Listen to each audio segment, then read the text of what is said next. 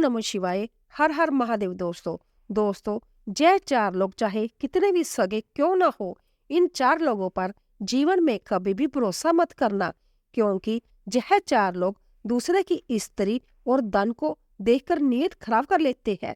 तो वह चार लोग कौन है जो दूसरे की स्त्री और धन को देखकर नीयत खराब कर लेते हैं?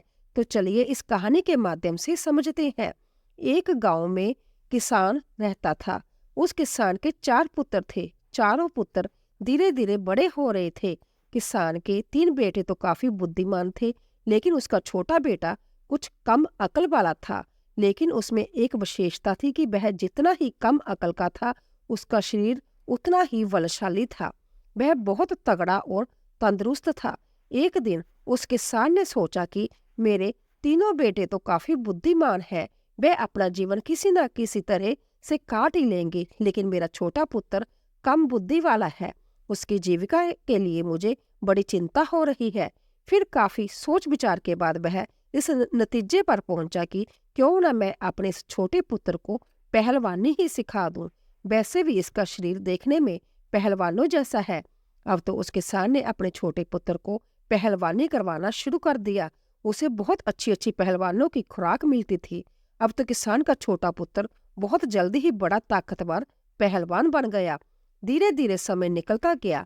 कुछ समय बाद किसान ने अपने तीनों बड़े पुत्रों का विवाह कर दिया। जब किसान के बड़े पुत्रों का विवाह हो गया, तो तीन पुत्रों की जो स्त्रियां थी वह किसान के छोटे बेटे से दिन रात जलने लगी। वह मन में सोचने लगी कि यह छोटे वाला देवर कुछ काम दाम तो करता नहीं है, पूरे दिन पड़ा खाता रहता है, और हमारे पति काम धंधे में लगे रहते हैं, और यह बैठे बैठे मौज उड़ाता है।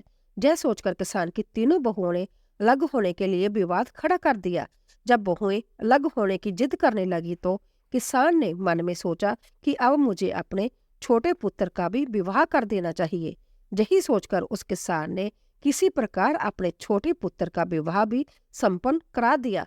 संजोग से उस पहलवान की पत्नी बहुत ही सुंदर और बुद्धिमान थी। आसपास के क्षेत्र में कोई भी स्त्री उसके समान सुंदर नहीं थी। अब छोटे पुत्र का विवाह होने के बाद किसान ने अपने चारों पुत्रों को अलग अलग कर दिया, ताकि घर में किसी बात को लेकर विवाद ना हो। जब चारों बेटे अलग अलग हो गए, तो किसान के तीन बड़े बेटे जो काफी बुद्धिमान थे, वह तीनों तो अच्छी तरह से कमाने खाने लगे। परंतु छोटा बेटा जो पहलवान था, उसका तो सिर्फ एक ही काम था, अच्छा अच्छा खाना और प्रतिदिन पहलवानी करना, जिस कारण बहुत जल्दी ही उसके ऊपर कंगाली आने लगी। जब घर के खर्चे पूरे नहीं हुए, तो पहलवान की पत्नी उससे दिन रात लड़ने झगड़ने लगी। वह कहने लगी कि तुम कोई काम दाम तो करते नहीं हो, सिर्फ दिन भर पड़े रहते हो, तुम्हें खाने को भी अच्छा अच्छा चाहिए, इस तरह से हमारा गुजारा कैसा हो पाएगा। अब दोनों पति पत्नी में विवाद होने लगा। क्योंकि पहलवान की पत्नी काफी बुद्धिमान थी, इसीलिए उसने कुछ सोच विचार कर एक दिन अपने पति से कहा कि तुम इस देश के राजा के पास जाओ और राजा से कहना कि मुझे नौकरी दे दो। पहलवान कहने लगा कि जय तुम क्या कह रही हो, मैं तो कोई काम ही नहीं जानता हूँ, केवल कुश्ती लड़ सकता हूँ और भोजन कर सकता हूँ, इसके अलावा और कोई काम नहीं तो मुझे आता ही नहीं। तो राजा के जहाँ मुझे नौकरी कैसे मिलेगी, और किसी प्रकार अगर मिल भी गई तो मैं वहां क्या काम करूंगा। तब पहलवान की पत्नी कहने लगी कि वैसा तुम मुझ पर छोड़ दो, मैं जैसा कहती हूँ वैसा ही करो।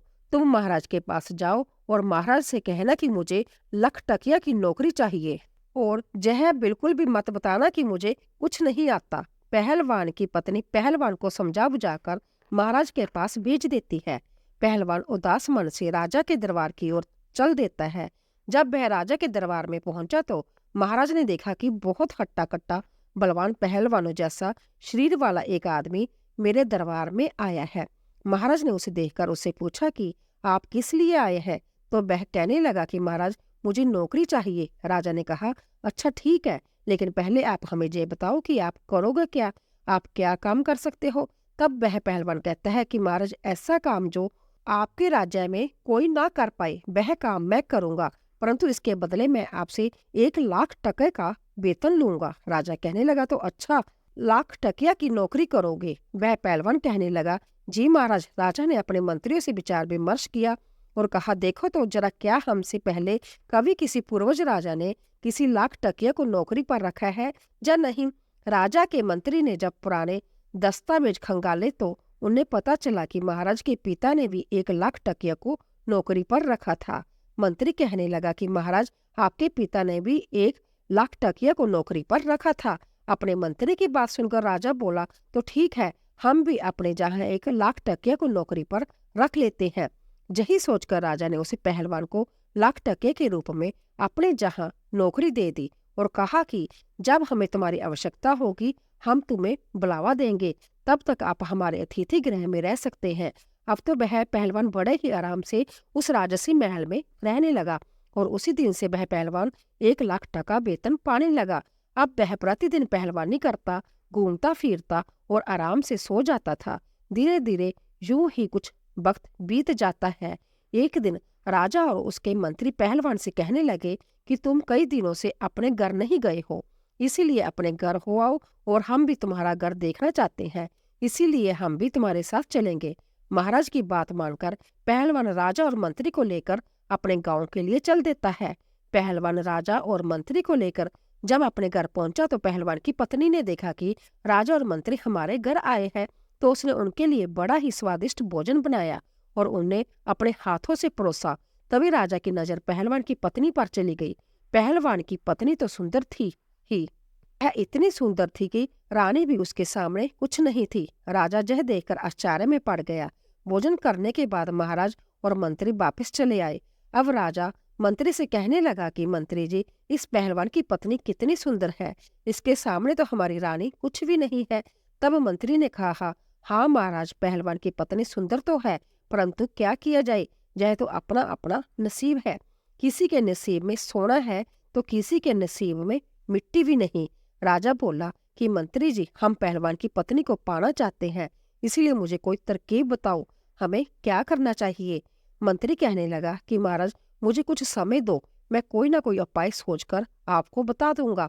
राजा और मंत्री उसी दिन से पहलवान की पत्नी को हड़पने का षड्यंत्र रचने लगे। धीरे धीरे कुछ समय और बीतता है, तभी महाराज की माँ यानी राजमाता बीमार पड़ जाती है। जब राजमाता बीमार पड़ गई तो महाराज ने बड़े बड़े वेद्यों को उन्हें दिखाया, परंतु कोई भी वेद उन्हें ठीक नहीं कर पाया। एक दिन एक वैद्य जी आए। तभी मंत्री के मन में एक योजना बनी कि पहलवान की पत्नी को पाने का यही मौका है। पहलवान ने कहा था कि जो कार्य कोई नहीं कर सकता वह मैं कर सकता हूँ। आज उसे उसके ही जाल में फंसाने का मौका मिला है। मंत्री ने एक षड्यंत्र रचा। जब वह अपने षड्यंत्र से पूरी तरह से संतुष्ट हो गया, तब वह मंत्री उस वैद्य के पास गया और उससे बोला कि वैद्य जी, अगर आप हमारे बताए अनुसार राजमाता का इलाज करोगे तो मैं आपको 500 स्वर्ण मुद्राएं दूंगा। 500 स्वर्ण मुद्राओं की बात सुनकर वैद्य के मन में लालच आ गया। वह बोला कि बताइए मंत्री जी, मुझे क्या करना होगा? मंत्री बोला कि वैद्य जी, आप राजमाता के इलाज के लिए राजा से ऐसी वस्तु की मांग करना जो कहीं भी उपलब्ध ना हो। 500 स्वर्ण मुद्राओं के लालच में आकर वैद्य कहने लगा कि मंत्री जी, मैं ऐसा ही करूंगा। अब मंत्री वैद्य को लेकर राज दरबार में आया और राजा से कहा कि महाराज, यह वैद्य जी बड़े ही माने हुए हैं, मैं इन्हें बहुत दूर से बुलाकर लाया हूँ। यह वैद्य जी राजमाता का इलाज करना चाहते हैं। महाराज बोले, तब तो बड़ी ही प्रसन्नता की बात है। राजा फौरन उस वैद्य को साथ लेकर राजमाता के पास गया। वैद्य ने राजमाता की नब्ज देखी और नब्ज देखकर राजा से कहा कि महाराज, इनका इलाज अब संभव नहीं है। यह सुनकर राजा एकदम घबरा गया और कहने लगा, क्यों वैद्य जी, क्या बात है? वैद्य जी ने कहा कि राजन, आपकी माता को सिर्फ एक ही वस्तु ठीक कर सकती है। राजा कहने लगा, बताओ वह क्या है? फिर वैद्य बोला कि महाराज, वह वस्तु बड़ी दुर्लभ है, इतनी आसानी से नहीं मिल सकती। राजा बोले, आप बताओ तो सही, मैं उस औषधि को कुछ भी करके ढूंढ कर लाऊंगा। तब वैद्य जी ने बताया कि महाराज, यदि आप 4 हुर बिल्ला मंगवा दो तो आपकी माँ ठीक हो सकती है। 4 हुर बिल्ला को मंगा कर आप उनका तेल निकलवाएं और उस तेल की मालिश राजमाता के शरीर पर करवाएं तो राजमाता बहुत ही जल्दी स्वस्थ हो जाएगी। वैद्य की बात सुनकर राजा मन में विचार करने लगा कि हमें अवश्य ही उस हुर बिला जानवर को मंगवाना चाहिए। फिर राजा ने पूछा कि वह कहाँ मिलता है? वैद्य कहने लगा कि महाराज, हुरविला हिमालय के जंगलों में मिलता है। राजा ने कहा कि ठीक है वैद्य जी, तब तक आप हमारी माता का इलाज करें। हम अभी दरबार जाकर किसी को हुरविला लाने के लिए भेजते हैं। दरबार में आकर महाराज ने अपने समस्त सभा सदस्यों, मंत्रियों और सेनापतियों को बुलाया और उनसे कहा कि कोई ऐसा योद्धा है जो हुरविला नामक के जानवर ला सके। यह बात सुनकर कुछ समझदार व्यक्ति कहने लगे कि महाराज, यह हुरविला क्या होता है? हमने आज तक तो यह नाम कभी नहीं सुना। राजा कहने लगा कि यह एक प्रजाति का जानवर होता है जो हिमालय के जंगलों में रहता है। राजा की बात सुनकर संपूर्ण दरबारी चुप हो गई, क्योंकि जिस हुरविला की बात राजा कर रहे थे, आज तक किसी ने उस जानवर को नहीं देखा था। अब तो राजा उन्हें चुपचाप देखकर मंत्री से कहने लगे कि मंत्री जी, ऐसे तो काम नहीं चलेगा। राजमाता को बचाने के लिए हमें हुरविला जानवर को लाना ही होगा। फिर मंत्री कहने लगे कि महाराज, जो पहलवान हमारे जहाँ केवल बैठे बैठे तनख्वाह ले रहा है, वह किसी दिन काम आएगा। क्यों ना यह हुरविला उसी से मंगवाया जाए। आप उसे बुलाकर उससे कहे कि वह 1 महीने के अंदर हुरविला को लाकर दे, नहीं तो उसे फांसी पर चढ़ा दिया जाएगा। मंत्री ने आगे कहा कि महाराज, अगर पहलवान हुरविला लेने जाएगा तो कभी लौटकर नहीं आ पाएगा, क्योंकि हुरविला नाम का कोई जानवर होता ही नहीं है। महाराज ने पूछा, क्या मतलब? तब मंत्री महाराज को अपने द्वारा रचे गए सारे षड्यंत्र के बारे में धीरे से बता दिया। मंत्री का षड्यंत्र सुनकर राजा अत्यधिक प्रसन्न हो गया और बोला कि वाह मंत्री जी, आपने तो बहुत अच्छा उपाय निकाला है। हम कल ही उस पहलवान को हुरविला लाने के लिए भेज देंगे। अगर वह खाली हाथ वापिस आया तो हम उसे फांसी पर चढ़ा देंगे और पहलवान की पत्नी को हम अपनी रानी बना लेंगे। अब तो राजा ने बिना देर किए कुछ सिपाही भेजकर पहलवान को अपने दरबार में बुला लिया। पहलवान के दरबार में आते ही महाराज कहने लगे कि हे पहलवान, तुम काफी समय से बैठे बैठे वेतन ले रहे हो, अभी तक तुमने हमारा कोई काम नहीं किया है। अब तुम्हारे लिए एक आवश्यक काम आ गया है। पहलवान बोला कि आदेश कीजिए। महाराज, मैं अवश्य करूंगा। तब राजा कहता है कि हमें 4 हुरविला जानवरों की जरूरत है। उनका तेल निकलवाना है और तेल निकलवाकर राजमाता के शरीर पर मालिश करवानी है, जिससे उनकी बीमारी दूर हो सके। राजा की बात सुनकर पहलवान सोच में पड़ गया और कहने लगा कि महाराज, मुझे कुछ समझ में नहीं आया। यह हुरविला क्या होता है? राजा ने कहा, हम भी नहीं जानते, लेकिन यह काम सिर्फ तुम ही कर सकते हो, इसीलिए हमने इस कार्य के लिए तुम्हें ही चुना है। काफी सोच विचार के बाद पहलवान कहने लगा कि ठीक है महाराज, आप मुझे कुछ समय दीजिए। तब महाराज बोले कि मैं आपको 1 महीने का समय देता हूँ। यदि आप 1 महीने में 4 हुरविला नहीं ला पाए तो आपको फांसी पर चढ़ा दिया जाएगा। पहलवान महाराज की बात सुनकर घबरा जाता है और महाराज के आदेश का पालन करने के लिए हिमालय की ओर चल देता है। रास्ते में वह सोचता है कि हमने तो कभी इस जानवर के बारे में नहीं सुना, ना ही कभी देखा है। शायद मेरी पत्नी को इस बारे में जानकारी हो, इसीलिए हुरविला को ढूंढने से पहले मुझे अपनी पत्नी से मिल लेना चाहिए। अब तो इस समस्या का वही कोई हल बता सकती है। यही सोचकर वह सीधा अपने घर लौट आता है और अपनी पत्नी को सारी बात बताता है। पहलवान की पत्नी ने जब सारी बात सुनी तो उसने मन में विचार किया कि ऐसा तो कोई जानवर होता ही नहीं है।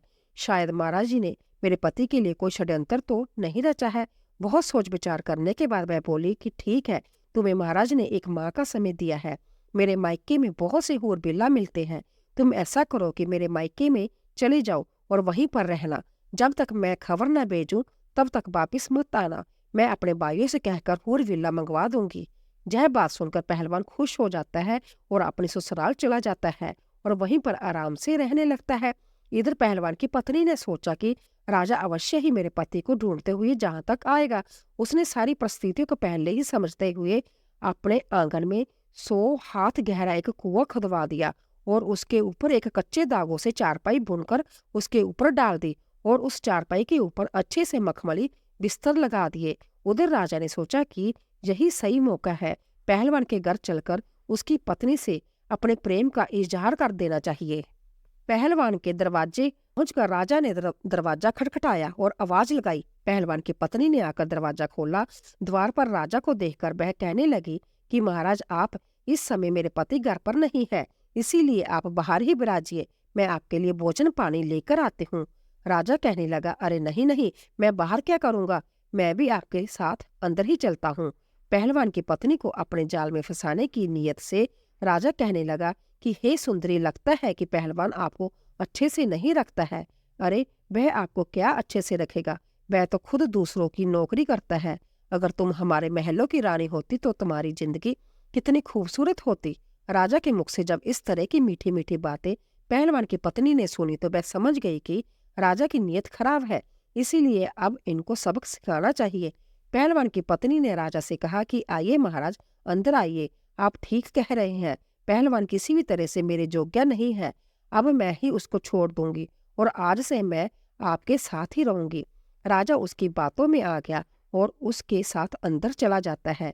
घर के आंगन में पहलवान की पत्नी ने जो कच्चे सूत का पलंग बनाकर कुएं के ऊपर बिछा रखा था और उसके ऊपर मखमल की चादर बिछा रखी थी, उसी चारपाई की ओर इशारा करते हुए पहलवान की पत्नी ने राजा से कहा कि महाराज, आप इस चारपाई पर बैठिए, मैं अभी आई। जैसे ही राजा उस चारपाई में बैठता है तो कच्चे धागे से बुनी हुई चारपाई टूट जाती है और राजा सीधे उस कुएं में गिर जाता है और उसको बहुत चोटें आ जाती है। महाराज के कुएं में गिरते ही पहलवान की पत्नी जोर जोर से हंसने लगती है और कहती है कि महाराज, अब आप इस कुएं के अंदर ही अपना राजपाट चलाइए। यह सुनकर महाराज सोचने लगे कि ये क्या हुआ, अब तो मैं फंस गया। इधर महाराज नीचे गिर जाते हैं और उधर पहलवान बड़े आराम से अपने ससुराल में रहकर समय गुजार रहा था। जब 3-4 दिन हो गए और राजा जब अपने दरबार में नहीं पहुंचा तो मंत्री विचार करने लगा कि महाराज को क्या हुआ। महाराज काफी दिन से पहलवान की पत्नी के पास गए थे, ना जाने वहां क्या कर रहे हैं, मुझे भी चलकर देखना चाहिए। ऐसा विचार करके मंत्री भी पहलवान के घर की ओर चल दिया। मंत्री पहलवान के द्वार पर पहुंच जाता है और आवाज लगाई तो पहलवान की पत्नी बाहर आती है। बाहर आकर देखा तो राजा के मंत्री जी खड़े हुए थे। वह बोले कि कहिए मंत्री जी, कैसे आना हुआ? मंत्री कहने लगा कि मैं महाराज से मिलने आया हूँ, वह 4 दिन से आपके जहाँ ही रह रहे हैं। इस पर पहलवान की पत्नी बोली कि वह तो उसी दिन लौट गए थे जिस दिन जहाँ आए थे। यह सुनकर मंत्री सोचता है कि अच्छा हुआ महाराज जहाँ नहीं है, अब मैं इससे अपने दिल की बात कह दूंगा। यह सोचकर मंत्री कहने लगा कि मैं इसीलिए आया हूँ कि मैं तुमको बता दूं कि देखो, पहलवान तो अब मर ही जाएगा, वह जीवित नहीं रहेगा, क्योंकि वह हिमालय के जंगलों में गया है और तुम कहाँ अकेली जहाँ रहोगी, इसलिए तुम मेरे साथ चलो, मैं आपको महाराज के महल में लेकर चलूंगा। पहलवान की पत्नी ने जब मंत्री की बात सुनी तो वह मंत्री जी के इरादे समझ गई। उसने फिर से दिमाग से काम लिया और कहने लगी कि आप मेरे साथ आइए। इस प्रकार पहलवान की पत्नी मंत्री को बुलाकर अंदर ले गई और उसी खाट पर मंत्री को बैठने को कहा जिस पर कच्चा सूत लगा हुआ था। मंत्री जैसे ही खाट पर बैठा तो वह एकदम से कुएं के अंदर गिर पड़ा और सीधा राजा के ऊपर जा गिरा। मंत्री को राजा देकर कहने लगा, मंत्री जी, तुम जहाँ कैसे? तब मंत्री ने कहा, महाराज आप जहाँ कैसे? राजा ने जवाब दिया कि मैं पहलवान की पत्नी की खुशामद में हूँ, अब तू भी आ गया है तो और भी अच्छा हुआ। इस प्रकार राजा और मंत्री कुएं के अंदर फंस जाते हैं। 2-4 दिन बीतने पर राजा के सेनापति ने विचार किया कि राजा को ढूंढने के लिए मंत्री भी पहलवान के घर गया था, वह भी लौटकर अभी तक नहीं आया। मुझे भी चलकर देखना चाहिए कि उनके साथ आखिर क्या हुआ है। वह पहलवान की पत्नी के पास ही तो नहीं रुक गए, ना जाने दोनों वहां क्या कर रहे हैं। यह विचार करके सेनापति भी पहलवान के घर की ओर चल देता है। सेनापति जब शाम होने पर पहलवान के घर पहुंचता है तो वह भी पहलवान की पत्नी के सुंदर रूप को देखकर अपनी नीयत खराब कर लेता है। पहलवान की पत्नी सेनापति को भी अपने घर के अंदर ले गई और उसी खाट पर बिठाया। जैसे ही सेनापति खाट पर बैठा तो वह भी नीचे कुएं में गिर गया, जहां राजा और मंत्री तो पहले से ही पड़े थे। जब राजा और मंत्री ने सेनापति को देखा तो कहने लगे, सेनापति तुम भी जहां आ गए? सेनापति बोला, अरे महाराज, आप भी यही है, मैं आपको ही तो ढूंढने आया था। राजा बोला, तुमने मुझे ढूंढ लिया, अब पड़े रहो इसी में।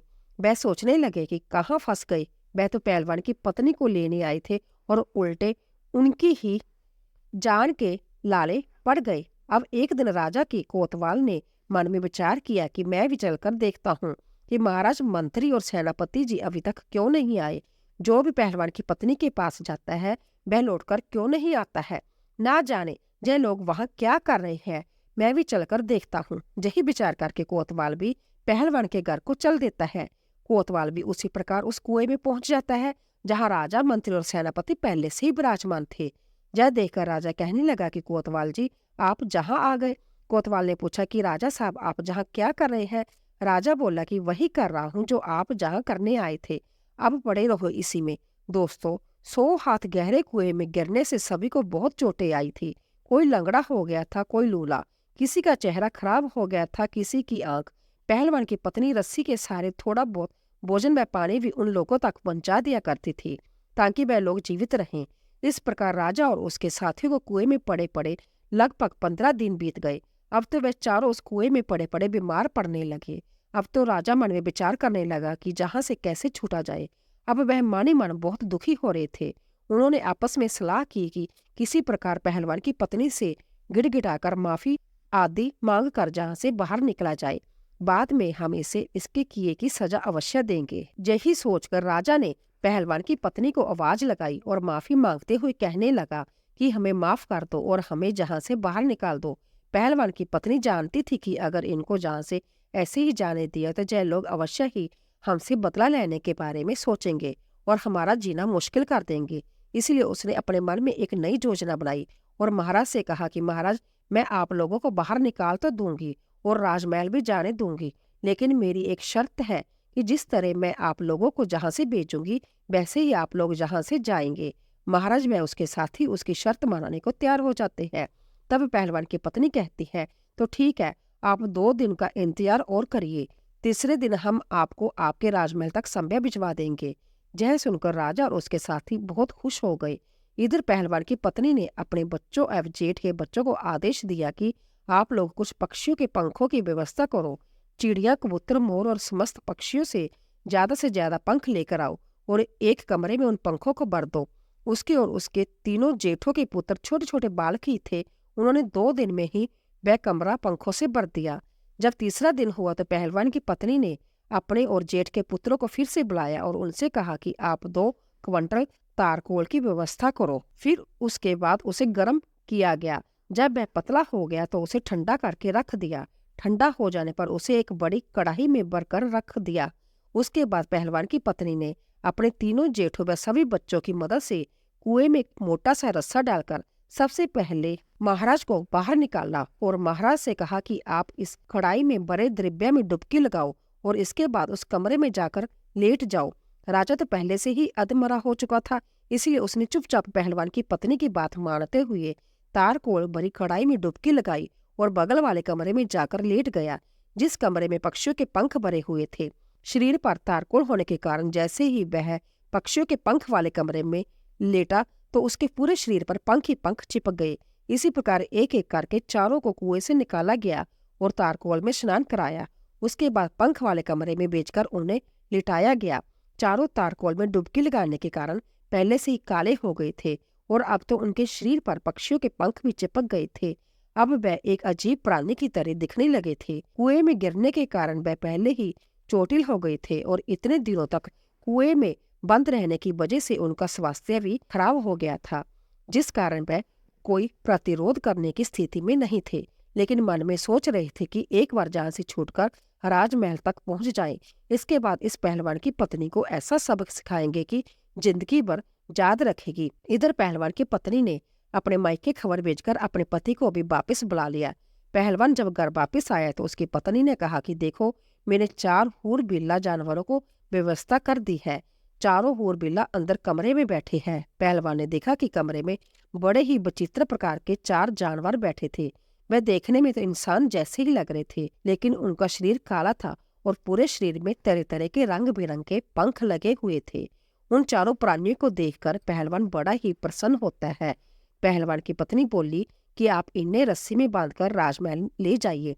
वैसे तो जब बड़े सीधे साधे हैं, चुपचाप चले जाएंगे, लेकिन यदि इनमें से कोई भी रास्ते में उत्पात करे तो उसकी पिटाई के लिए एक मोटा डंडा भी लिए जाना। पहलवान प्रसन्न होकर चारों के गले में रस्सी का फंदा डालकर उन्हें लेकर राजमहल की ओर चल देता है और अपने हाथ में एक मोटा सा डंडा ले लेता है। बेचारे पहले से ही लंगड़े लूले हो गए थे और उनकी हालत भी खराब थी और ऊपर से पहलवान से डंडा खाने का भी डर था, इसीलिए वे चारों चुपचाप राजमहल की ओर चल देते हैं। पैदल चलते हुए पहलवान उन्हें लेकर राजमहल पहुंचा।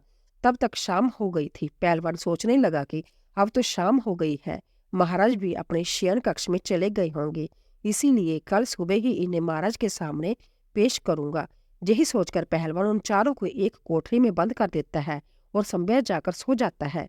अब राजा, मंत्री, कोतवाल और सेनापति विचार करने लगे कि यदि सुबह पहलवान ने हमें दरबार में पेश कर दिया तो फिर महारानी हमारा तेल निकलवा लेगी, क्योंकि उन्हें भी राजमाता को ठीक कराने की शीघ्रता है। राजपुरोहित कल ही हमारा तेल निकलवा देंगे, अर्थात अब हमारी मृत्यु निश्चित है। यदि किसी तरह हम पहचाने गए तो संपूर्ण नगर में हमारी हंसी हो जाएगी, इसीलिए जल्दी कोई उपाय कीजिए। तभी अचानक राजा कहने लगा कि इस कोठरी से एक गुप्त सुरंग हमारे शयन कक्ष तक जाती है। आप लोग ऐसा कीजिए, इस पत्थर को उठाइए और मुझे उस सुरंग में उतार दीजिए। उन चारों ने जोर लगाकर पत्थर उठाया और राजा को सुरंग से नीचे उतार दिया। राजा सुरंग के माध्यम से अपने शयन कक्ष में पहुंच जाते हैं। राजा ने महल में जाकर के आवाज लगाई और महल में से जब रानी ने निकलकर देखा तो राजा को देखकर वह एकदम से घबरा गई, क्योंकि राजा का तो विचित्र रूप था। उनके शरीर पर पंख ही पंख लगे हुए थे। ऐसा जानवर या आदमी उसने आज तक नहीं देखा था। रानी चीख पड़ी। रानी की आवाज सुनकर नौकर, चाकर, दास, दासियां और कुछ सैनिक वहां इकट्ठे हो जाते हैं। सबने मिलकर महाराज की बहुत पिटाई की। वह कहने लगे, मारो मारो, जाने कौन सा जानवर जहां घुस आया है। राजा चिल्ला चिल्लाकर कह रहे थे कि मुझे मत मारो, मैं महाराज हूँ, लेकिन वहां राजा की कोई नहीं सुन रहा था। पीटने के बाद राजा की आवाज रानी पहचान लेती है। तब रानी ने सभी दास दासियों को कमरे से बाहर निकलकर राजा से पूछा कि यदि आप महाराज हैं तो फिर आपके साथ ये क्या हुआ, आपने क्या हुलिया बना रखा है। तब राजा बोला, पहले शांत हो जाओ और चुपचाप मुझे स्नान घर में ले चलो और थोड़े से मिट्टी के तेल की व्यवस्था करो। मुझे जल्दी जल्दी उस मिट्टी के तेल में स्नान कराओ। रानी ने अपने नौकर से कहकर मिट्टी का तेल मंगवाया और राजा को उस मिट्टी के तेल में स्नान कराया, जिससे राजा के शरीर का जो तारकोल था वह छूट गया और राजा अपने वास्तविक रूप में आ जाता है। राजा रात को आराम से अपने महल में सो जाता है और सुबह शाही कपड़े पहनकर अपने दरबार में जाकर बैठ जाता है। इधर जब सवेरा होता है और पहलवान जागता है तो वह सबसे पहले इस कोठरी में जाता है जिसमें उसने रात को चारों हूर बिल्लाओं को कैद किया था। जैसे ही पहलवान कोठरी के अंदर पहुंचा तो उसने देखा कि 4 हूर बिल्लाओं में से एक हूर बिल्ला गायब था। 3 ही हूर बिल्ला बचे थे। अब तो वह डंडा लेकर उन तीनों को मारने लगा। वह पूछने लगा कि बताओ, एक कहाँ गया। तीनों कहने लगे कि देखो भाई, हमें मत मारो, हम आपको खूब सब कुछ बता देंगे। पहलवान कहने लगा, जल्दी बताओ, क्योंकि महाराज 3 हूर बिल्ला देखेंगे तो वह हमें फांसी पर चढ़ा देंगे। तीनों कहने लगे, देखो, जब राजा तुमसे जय कहे कि चौथा कहाँ है तो तुम जय कह देना कि हमें सब पता है। ज्यादा पूछताछ करोगे तो हम तुम्हारी पोल खोल देंगे। तब राजा समझ जाएगा और वह तुमसे कुछ नहीं कहेगा। जय सुनकर पहलवान प्रसन्न होता हुआ उन तीनों को लेकर राजा के दरबार में उपस्थित होता है। संपूर्ण दरबार उन्हें देखकर अचंभित हो जाता है। पूरे दरबारी उन्हें देखकर हंसने लगे और सोचने लगे कि जय तो बड़े ही विचित्र जानवर है, ऐसे जानवर तो हमने पहले कभी नहीं देखे हैं। राजा को पहलवान ने उन तीनों हूरविल्लाओं को सौंप दिया। तीनों को देखकर राजा कहने लगा कि अरे पहलवान, मैंने तो तुमसे 4 हूरविल्ला मंगाए थे, जय तो 3 ही है, एक कहाँ है। मैं अभी तुम्हें फांसी पर चढ़ा दूंगा। पहलवान कहने लगा कि महाराज, ज्यादा बोलोगे तो मैं तुम्हारी सारी पोल खोल दूंगा और मैं सबको बता दूंगा। पहलवान की जय बात सुनकर राजा सोचने लगता है कि शायद इसको सब पता चल गया है। अगर इसने मेरी पोल खोल दी तो मैं कहीं मुंह दिखाने के लायक नहीं रहूंगा। राजा ने चुपचाप उन तीनों को ले लिया और चुपके से उन्हें उनके घर भेज दिया और कहा कि जल्दी जल्दी स्नान करके साफ सुथरे होकर वापिस आ जाओ। वह तीनों अपने अपने घर गए और मिट्टी के तेल में स्नान करके साफ होते हैं। उसके बाद राजसी वस्त्र पहनकर अपने रूप में वापिस आते हैं और दरबार की कार्रवाई स्थगित करते हुए चारों आपस में विचार करने लगे कि अगर हम पहलवान की पत्नी को पाने की इच्छा ना करते तो शायद हमारे साथ ऐसा नहीं हुआ होता। अब यह बात हम किसी को भी नहीं बता सकते। अगर हम लोग पहलवान और उसकी पत्नी से बदला लेने का प्रयास करते हैं तो भी यह बात महारानी को पता चल सकती है और पूरे नगर में भी फैल सकती है। इसीलिए इस रहस्य को गुप्त ही रखना ठीक होगा। इस प्रकार उन्होंने पहलवान को कुछ नहीं कहा और पहलवान आनंद से राजा के जहां नौकरी करता रहा। दोस्तों, इस कहानी का उद्देश्य ये है कि दूसरे की स्त्री, दूसरे के धन के पीछे मत भागो। अगर भागोगे तो इसी तरह कायल होना पड़ेगा। कहते हैं कि यह 4 लोग हमेशा दूसरे की स्त्री या धन को देखकर नियत खराब करते हैं, इसलिए इन्हें कभी अपने घर बुलाकर मत लाना। नंबर 1, जो कामी और लालची हो, जिन्होंने कभी धर्मशास्त्रों को ना पढ़ा हो और ना सुना हो। नंबर 2, जिन्होंने कभी किसी को अपना आदर्श नहीं माना हो। नंबर 3, जो धर्म से अज्ञानी है। नंबर 4, जिनका मन चंचल है, जिन्हें ईश्वर का ब्याह नहीं होता, ऐसे लोग हमेशा दूसरे की स्त्री दूसरों के धन को देकर नीयत खराब करते हैं।